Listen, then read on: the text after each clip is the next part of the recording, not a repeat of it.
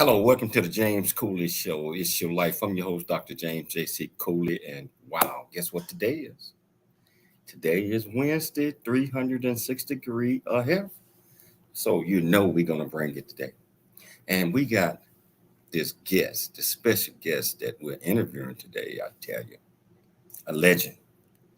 Ah, great man, great doctor, great husband, great father, absolutely fantastic guy. And you have seen him on the show many, many times, but today he is on the spotlight. So I'm looking forward to interviewing this absolutely fantastic guest. But as you know, I can't even start a show without bringing on the executive producer and the co-host, Dr. Michelle Cooley. How are you doing? I'm doing good. Yes, it is 360-degree health day. Yay! So really excited to have Dr. Michael Mantell as the interviewee today. He's got so much knowledge and so much experience in so many different areas according to his profession. But we're really looking forward to getting educated about this particular topic today, and it happens to be a topic that it'll have you thinking. So we're really excited.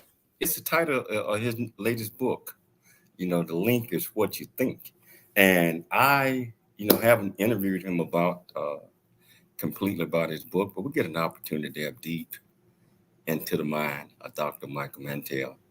And, just pull out some of the ideas that was going through his head when he decided to write this book. So, Michelle, can you do the honors of introducing the title of the show again? The purpose of the show is introduce this absolutely fantastic guest. Yes, definitely. So the title of today's show is The Link is What You Think. So we're having a sit-down discussion with Dr. Michael Mantell. He is a cognitive behavioral coach, keynote speaker, author, and advisor. He's going to be discussing, what are you facing? Situation, person, or event. What are you thinking about? What emotions do your thoughts create in you?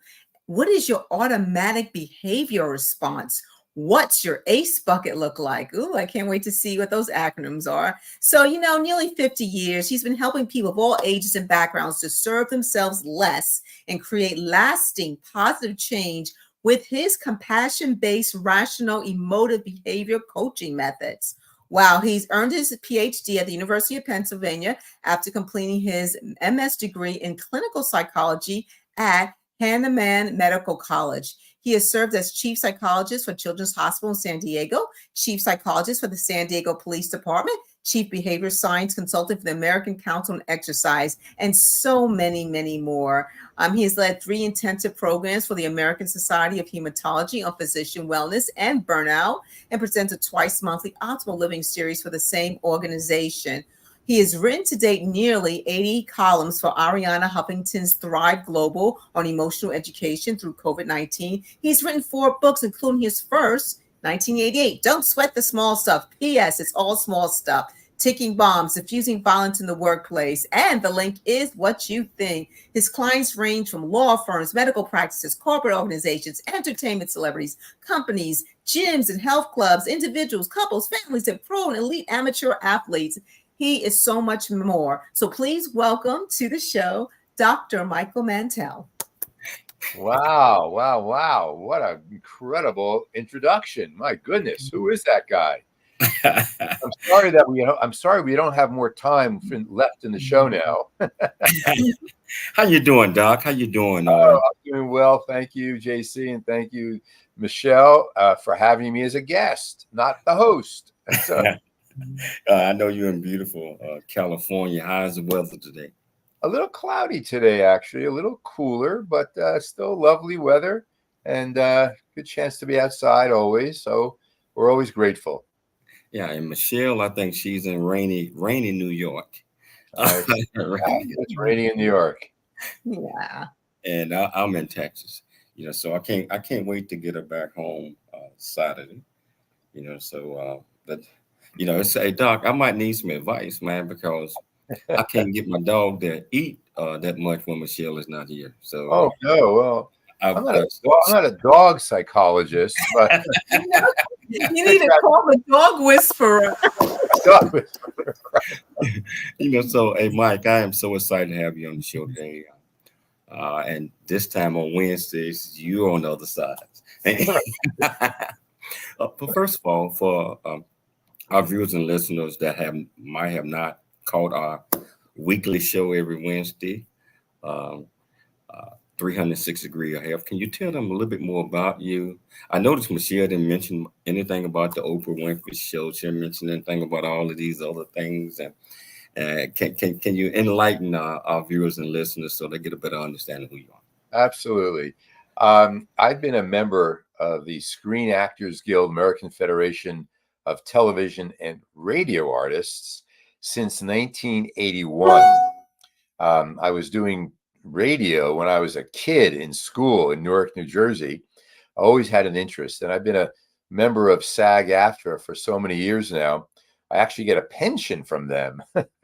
I was just chair of their elections committee, and now I am vice chair of their government affairs and public policy committee. So I have spent decades on shows such as Good Morning America. You mentioned Oprah Winfrey. I was on her show a handful of times. Local news on a weekly basis. You name it. There's probably not a show I can think of that I haven't been on.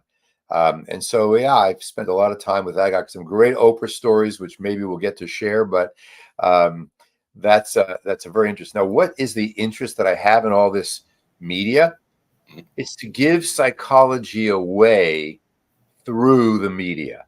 How do we reach people at times of crisis and help them deal? They're not all going to make appointments to come into some shrink's office.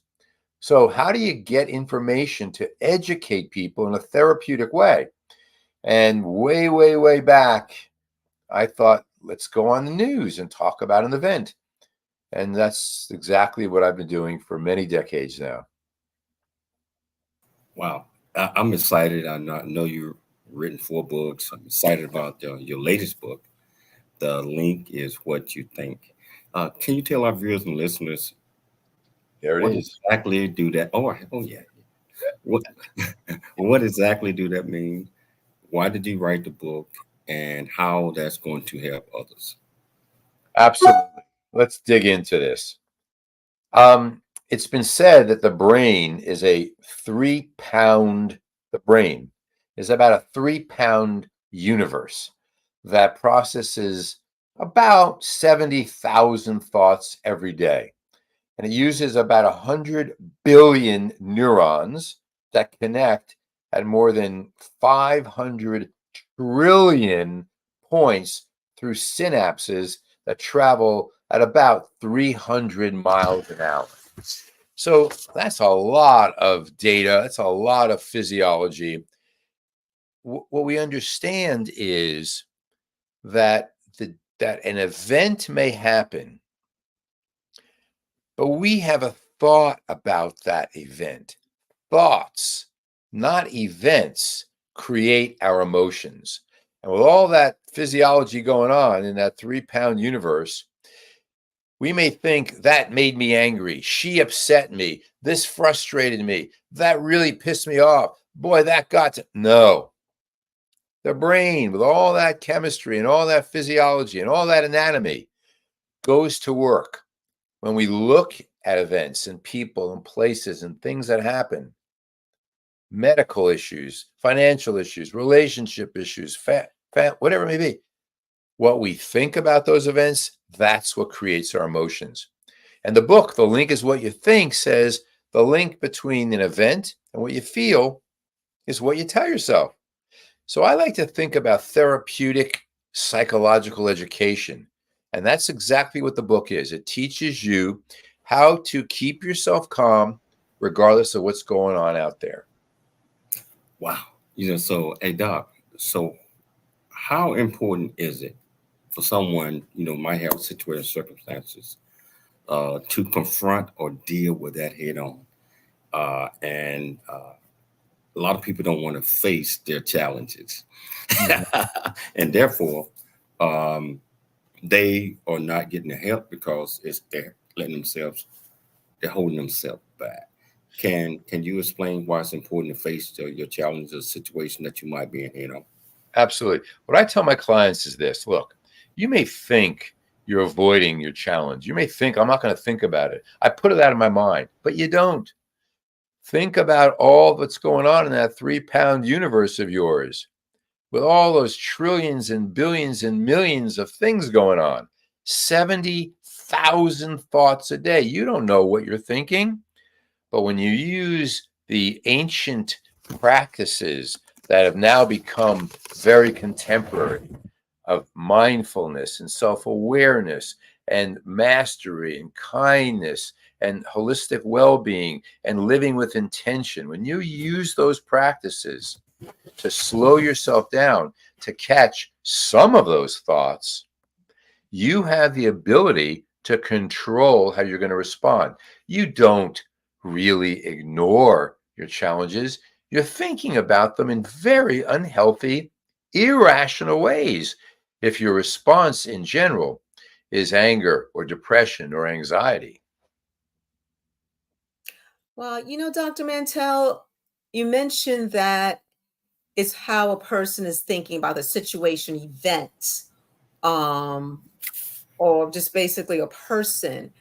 So isn't it about the individual's perspective? So even though they may be from another person's perspective, that they're thinking of that situation in the wrong context, but isn't it all about your perspective, how it affects you? And maybe a person should, let's say, own up to how this is really affecting them, even though others may not understand. Hey, Michelle, hold that question. We got to take a station break, and you come back. That's an absolutely fantastic question. But I tell you what, whichever platform that you're watching this on, if you want to be part of the conversation, all you have to do is just go to that platform. Was it E360 Television, YouTube, LinkedIn, Twitter, Facebook, over 55 other live streaming platforms. Just say hello, check in, and ask any question that you might have. I promise you we'll get your answer. It's your life, and we'll see you shortly after the break. Really get a chance to know who you are. And once you know who you are, you truly know who you are, love who you are. Love who you are. You're a masterpiece. Love who you are. Love who you were born to be. Love me some me. That's what I'm talking about. When you leave high school, you gotta know today or tomorrow, hopefully today, what your plans are. Hopefully, there is no bad decision unless there is no plan. Create, collaborate, commit with confidence. Commit with what? Commit with what? And everything that you do.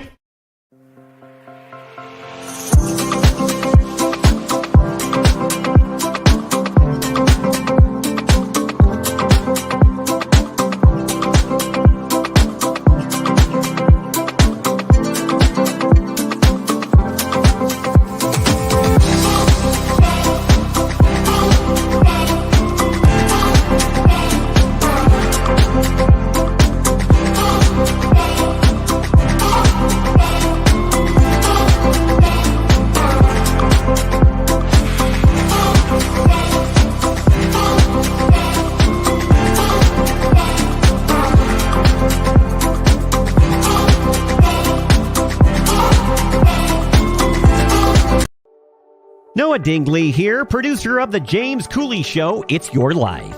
And the new audio version of James' book, Country Boy, City Boy, A Journey That Ain't Over Yet, is a must-have. James shares his true life story of struggle and success in America.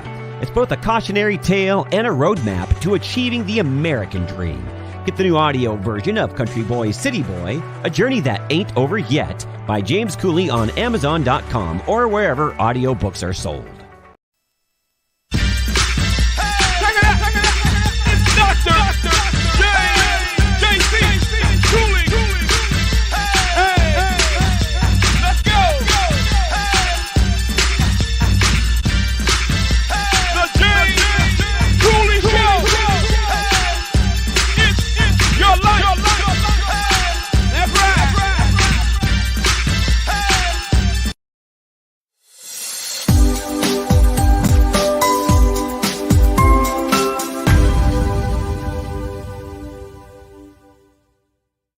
Hello, welcome back to the James Cooley Show. It's your life, and I tell you, first segment, get to know, but we already know this young man right here, and so he has already started with the education.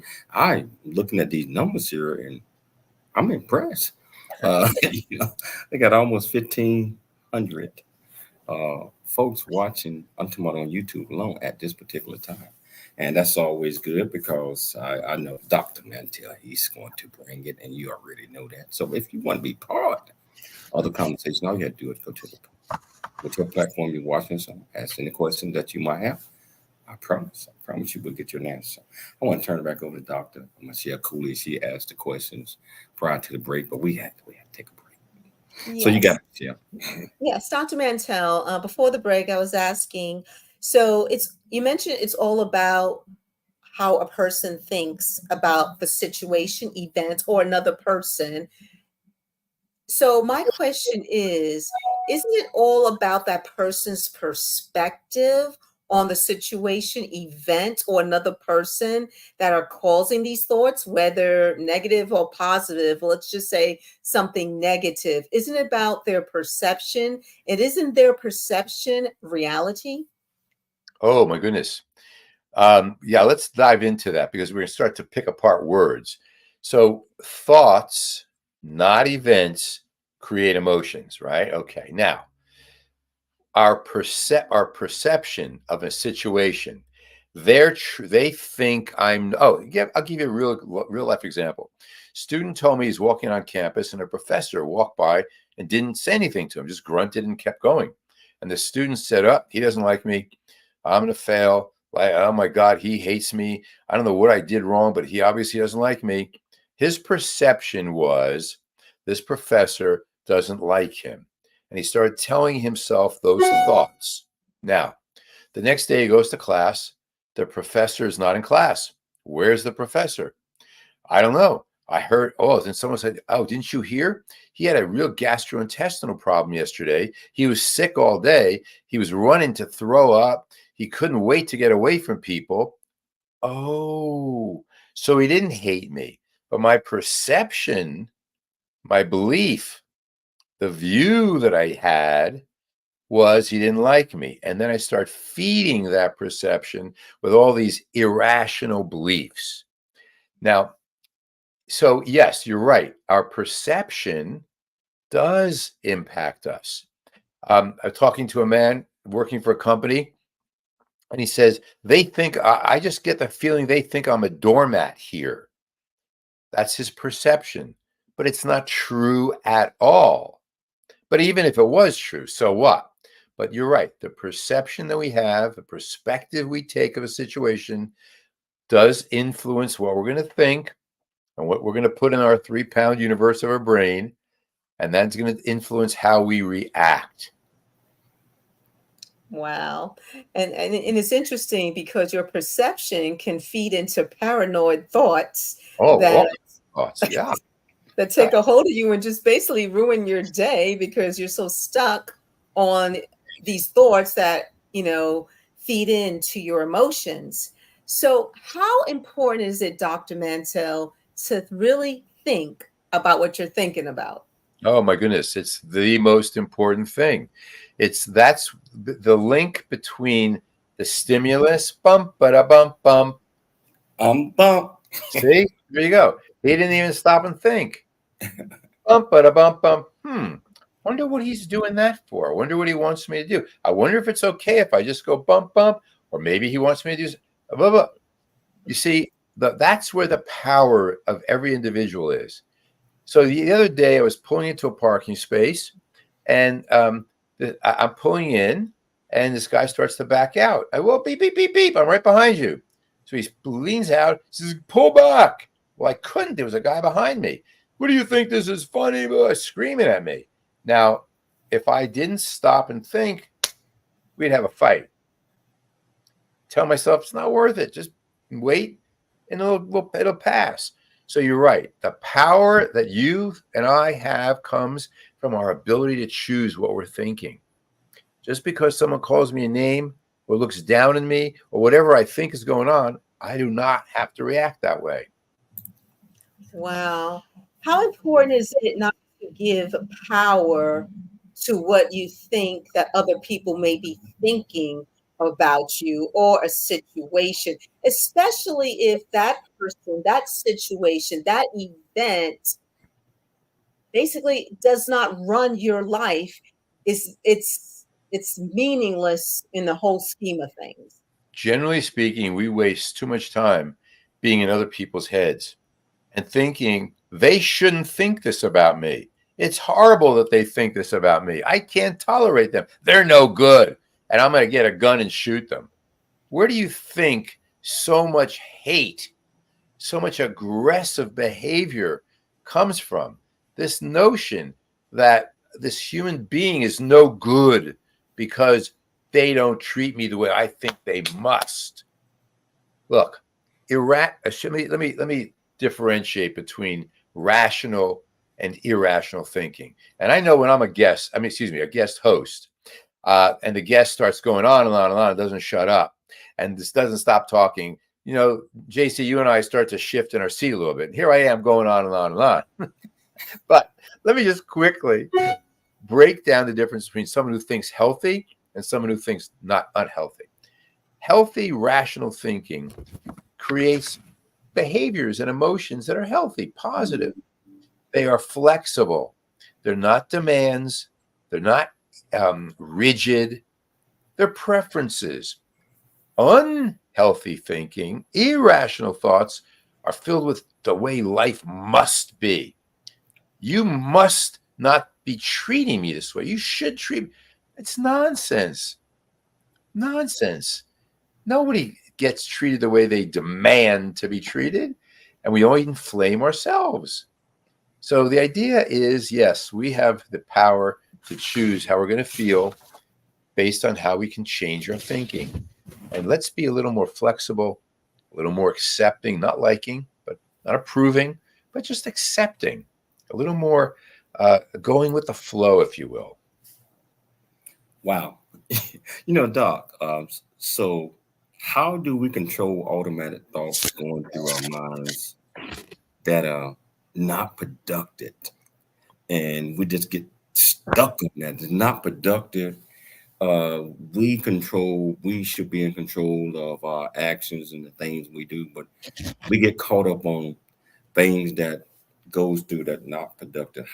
What is your advice to folks that are listening that just get caught up all the time? Because Right. and then they're not able to really do anything that's going to help them be productive.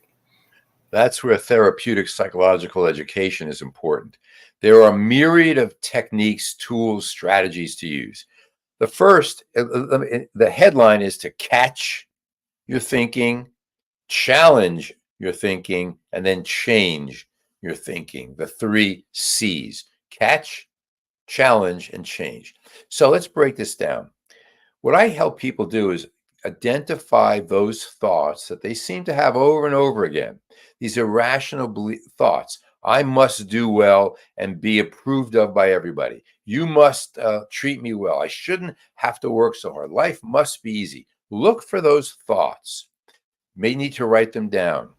You may need to listen as if an alarm is starting to whisper and catch it before it's screaming at you. Some people do meditation. They sit quietly for 5 minutes or so and think of nothing, no judgment, just an awareness of themselves in where they are, to see if that awareness gives them a little more a control. The idea is to catch your response to the stimulus. Next, you ask yourself this question. This is a platinum question. What am I thinking that makes me feel this way? Not why am I thinking, not why am I feeling this way? Don't ask why. What am I thinking that makes me feel this way? Write it down. I guarantee by the end of the day, you're going to have just a handful of very similar thoughts. I must do well. You must approve of me. I shouldn't be treated. On and on and on. These rigid thoughts. Wow. So the link is what you think. Yeah. It is, always is.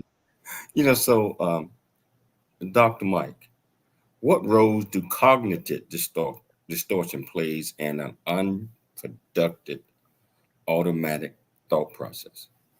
So what a great question. I'm glad that Michelle gave you that question.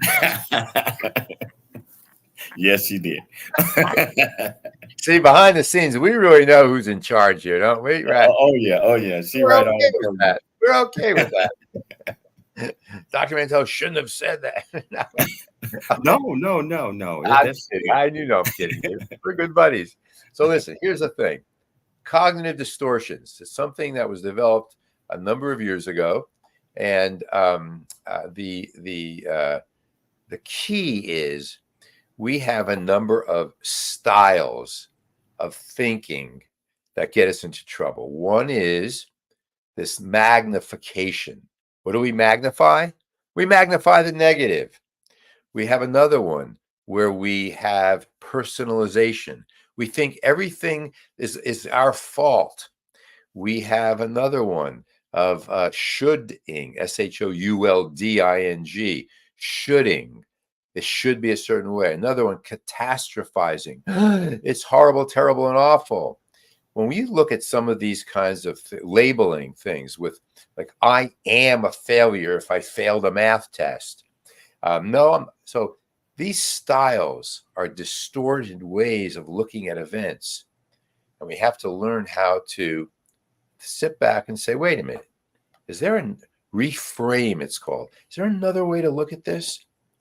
I don't know where we are with time, but I'll give you a great example. If we have we got 2 minutes before the break. Perfect. 2 minutes. Someone tells me that their father has been upsetting them and making him feel bad and interrupts him all the time. And And he says, my therapist that I talk to, all I do is I just want to, I tell my therapist all about my father. And my therapist just listens. How long have you been seeing this guy? 2 years. You've been seeing his therapist for 2 years, and all you do is talk about your father? Are you getting better? No, not at all. So the point being, unless you challenge your own thinking about your father, all you're doing is waffling around the circles. Nothing changes. If you want to change the way you think. The link is what you think. I'm just locked in on that. And Love it. I'll tell you what, we got John, my great friend John, up in the Bay Area, saying excellent subject. Thank you, John. And we got Steve Taylor saying behavior thinking is simple logic. I mean, both of them are right on top. Steve, brilliant thought. It is simple logic. But most importantly, Doc, I just think that we need to connect the link to what we think. And in many cases, I believe that we need to go back and refocus so we won't get caught up in a negative attitude. And Michelle mentioned perception is reality, and that's true. But I'll tell you what, we're going to take a station break. I am off into this, and I know that you are too. We're going to come back. We're going to continue this great topic with this great man who's normally is a guest co-host on Wednesdays. He's on the other side of the gun today. But guess what? He's firing back. He's hanging up. He's doing it. So if you want to be part of the conversation, all you have to do is just go to the comments, ask any questions that you might have. I promise you we'll get you an answer. It's your life, and we'll see you shortly after the break. I never wanna leave. Yeah, I'm right where I wanna be. We got something you and me, and I can't get rid of this feeling. Just like a magnet, we're just like a magnet. The things we have can't be taken for granted. Now I know that it has always been you. I can't help it, I'm so drawn to you. Just like a magnet.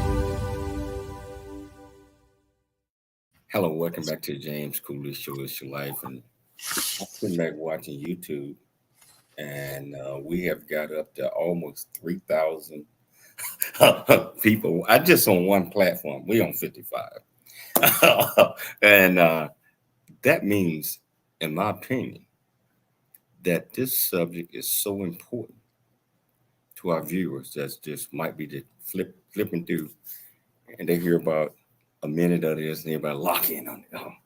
And guess what, Doc? They ain't going nowhere. They locked in.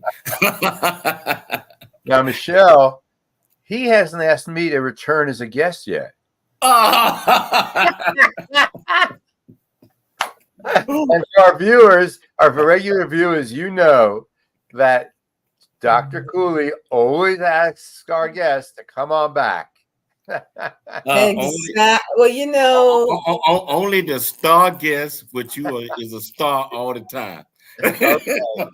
He knows I'll be here next Wednesday, one way or the other.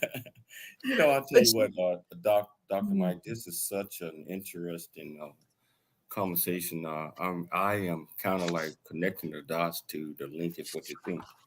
The book is absolutely wonderful, but hearing it from you, the author, and explaining all of these connections on why cognitive behavior, why not overthinking something, why not being majorly concerned of what somebody might think about you.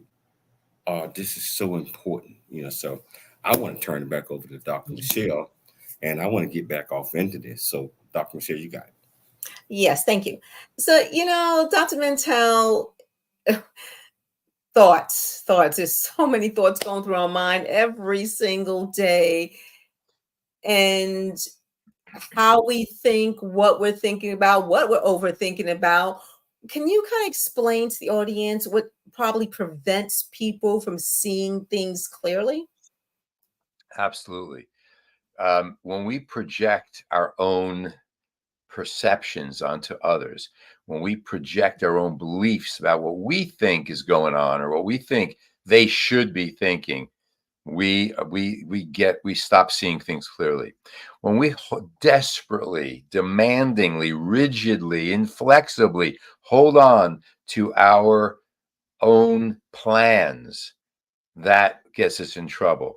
When we still hold on to the past, when we're busy praying for a better yesterday, when we have self-limiting beliefs, I can't, this won't happen, it won't turn out well, when we need constant validation, when we demand certainty and have a fear of uncertainty, that's always going to get us into trouble. And when we combine that with these negative self-talk that we have, catastrophizing, magnifying the worst, those kinds of things, we suffer. We cause ourselves to be upset. We cause ourselves to be disturbed. And we need therapeutic psychological education, not necessarily psychotherapy. We don't have a psychiatric disorder when we do this. We just learned unhealthy ways of thinking. And we can learn healthy ways of thinking. So Doc, well, what are some of the steps to overcoming irrational thinking with rational thinking? And I think you got an acronym for I that. do. I'm an acronymologist. I love acronyms. Everything to me is an acronym. So I'm going to share. I made some notes about this before the show. So rational. Let's break down the word rational. RATIONAL. There we go. Rational. Number one, let's refute rigid demands. Challenge these musts and shoulds about yourself or other people that you set up yourself for intolerance. You don't go well in life being intolerant. So refute rigid demands. A, accept imperfection. Since no person is or situation is perfect, accept good enough, knowing that you strive to be better. rather than demanding perfection. Another one, T, R-A-T, tolerate temporary discomfort. As I said to someone today who was rejected from a job, I said, you weren't rejected, you were redirected. But besides that, rejection is unpleasant. It's not deadly. Allow yourself to experience uncomfortable frustrations or setbacks as temporary rather than as intolerable. You still with me? Oh, I'm with you, Doc. I'm locked in. Hey, Let's go to I. I. Investigate your irrational thinking. Explore your underlying irrational beliefs about work or life events or people that are breeding stress and burnout. And then we have O. Opt for preferences rather than musts. Replace these musts and shoulds with flexible preferences to reduce being so frustrated and angry. And then N, nix catastrophizing. Avoid blowing normal challenges out of what's going on or awfulizing about them. Then A, we're turning the corner, we're coming around to the end. A, acquire a more resilient philosophy. Adopt a rational, pragmatic worldview that increases frustration tolerance and resilience. And last, L, let go of awfulizing. It's bad, but it doesn't mean it's awful. Stop labeling something that's undesirable as horrible, awful, unbearable. I can't stand it. When you have demands and awfulizing, and you have I can't stand it, and you self-depreciate, you're not living a good life. So that's my acronym. Those are my steps. RATIONAL. What? Hey, Doc. And we're gonna mention this a couple more times. All of this is in your new book. The link is what you think. Tell our viewers right now. Lock them in on where they can get your book, and we're gonna come back to that again later.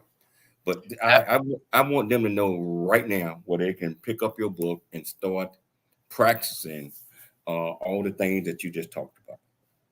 Amazon.com, of course, where all of our books are. All of our books are there. You can find them there. And some bookstores do carry them, but I know for sure that Amazon has it and you'll get it right away. Yeah. Hey, Doc, we probably got about 3 minutes before the break, but I want to get off into the 10 questions people can ask. What if? What if? And many of us, I guess we fantasize and we dream.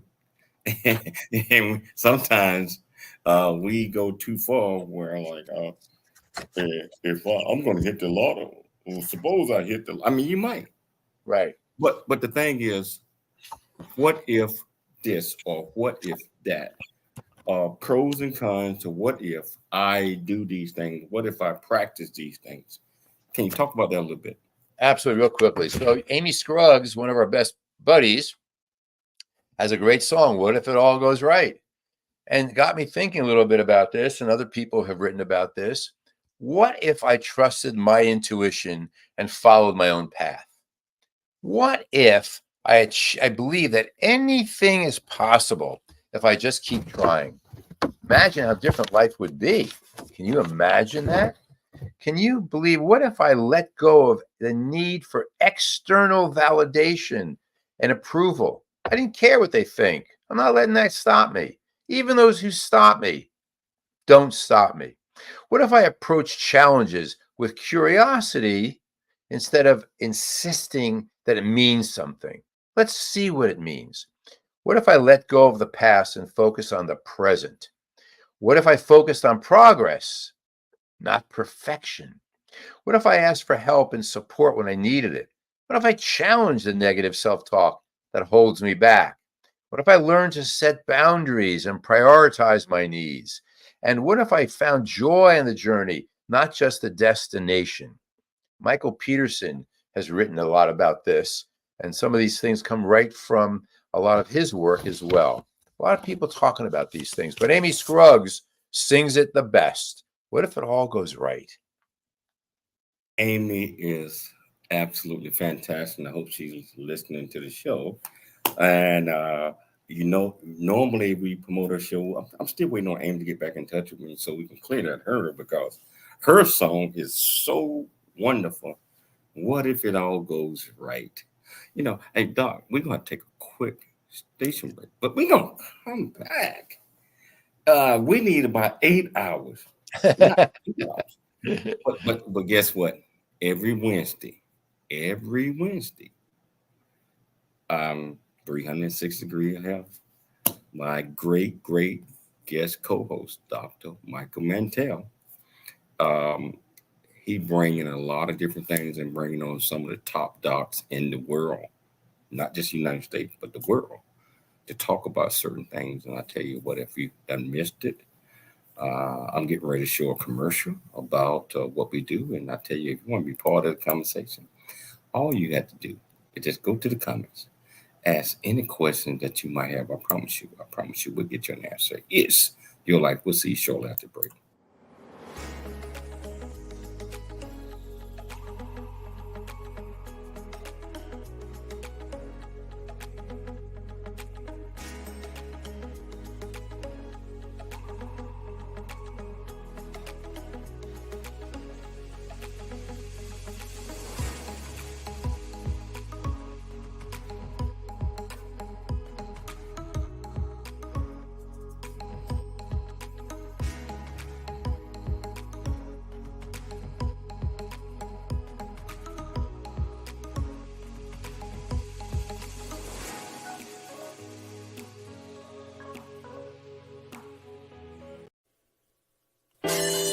You know, we live in a world today that people don't even care about how people see them. Don't realize that we can affect an entire generation and build our character. But you gotta do it with these 4 C's. Create, collaborate, then you commit with confidence. Create, collaborate, then you commit with confidence. It's the 4 C's.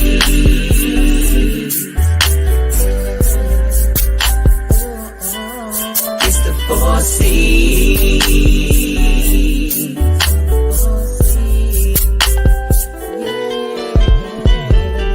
In this life you are gonna grow, but there's things in this world that you gotta know. To be the best that you can be, you wanna grow real big into a strong tree. To be who you were created to be, the one who's gonna leave a legacy is you. But you got to have these 4 C's. Create, collaborate, then you commit with confidence. Create, collaborate, then you commit with confidence. It's the 4 C's.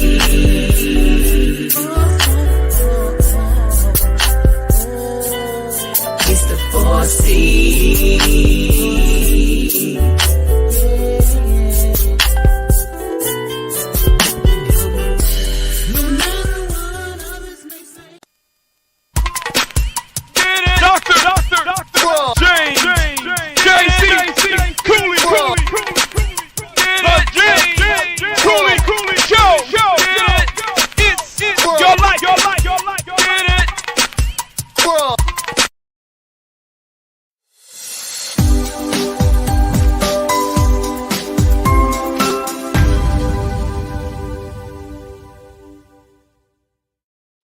Hello, welcome back to the James Cooley Show. It's your life, and my absolutely fantastic guest co-host of 360 Degree Health is on the other side of the gun today. And guess what? I'm loving it. You're on the other side of the gun. It's got to be a batter. Dr. Mike, you are so fantastic, well renowned, all the great things that you're doing. Great psychiatrist, helping all Retired psychologist. psychologists. Retired. But you still bringing joy and happiness and helping resolve problems. You never turn down a case that's been sent to you that if you have an opportunity to help someone out. And it's a couple of things I want to talk about in this last segment. I want to talk about this acronym that you call BRAVE. And I want to talk about this other acronym, ACE buckets. And we got about 8 minutes to cover both. Real quickly. Well, we're going to get you on as a guest, and you're going to be on the other side. I'm going to be the pitcher. But in any case, look. I look forward to doing that one day. We're going to do that. But real quickly, the ACE bucket is achievements, connections with people, and enjoyment. A simple formula for living life in a healthier, more optimal way. Focus on what you achieve, not on what you're not achieving. Don't focus on what you don't have. Focus on what you're achieving. Next, be sure you are connecting to people, even if it's a simple hello to a stranger, which is not so simple, but that helps. And number 3, find enjoyment. Passion is important, but enjoyment far more important. So look at your achievements, look at your social connections, and look at your enjoyment. ACE. Okay, real quickly, BRAVE. So I'm speaking at a hematology conference in Switzerland at the beginning of next month. And I'm talking about burnout amongst physicians. And I came up with this notion of the antidote for burnout is to be brave. What does it mean? I'll explain it. There was a Stoic philosopher whose name was Marcus Aurelius. And he said that happiness, the happiness of your life depends on the quality of your thoughts. So let's look at what being brave is about. In other words, cultivate a belief in yourself and your abilities to achieve. Tell yourself you can do it. Because if you tell yourself you can't, you're not going to get out of bed. Reframe. Challenge these negative thoughts and reframe them into a more positive light. They're not treating me like a piece of dirt. They see positive in me. Look at the positive. Don't always look at the negative. That's the appreciation prescription. Practice gratitude for everything. People who have real faith and real trust and belief, they know adversity, no, this is happening for me. Yeah, it's bad. I wish I didn't have to go through this, but he knows I need to grow through this, not whoa. Whoops, I don't know what that was. Not whoa through this. BRAV, the visualize, vitamin V, visualize. Imagine yourself, see yourself accomplishing a goal. Before you do it, see yourself do it. Then when you do it, that's the second time you're doing it, and you'll have practice. And then finally, BRAVE, the encouragement elixir. Spread and surround yourself with positive people. Be sure you are getting encouragement and you are giving encouragement. That's the key to being brave. You know, you just, the last one you mentioned, surround yourself with positive people. A lot of people, I believe, and I guess we all were that we want to surround ourselves with people that are less, that we know more than them. And so we can always be in control, or we can always like look down and say, you get burned a couple of times when it's like that. Oh, You are the smartest person in the room all the time. I believe, Doc, that you in the wrong rooms. that doesn't mean that you're not smart, but you want to learn. And Yeah. how do you learn if you got it all? So you're right. We don't tell ourselves that. But it's a power thing, I believe. And I believe it backfires on us somewhere. And we figure out that That was not the right thing to do, because in order to be a leader in all of this and to make anything that we do, we have to be a follower. And the people that we follow, we follow negative folks sometimes.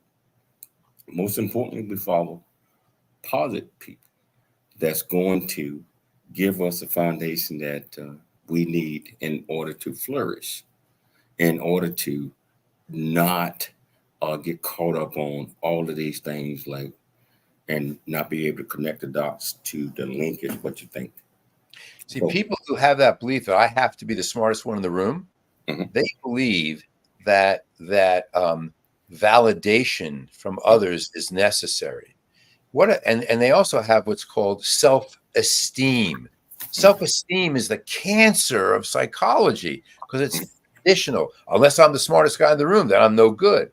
And they believe real quickly that life is a seesaw.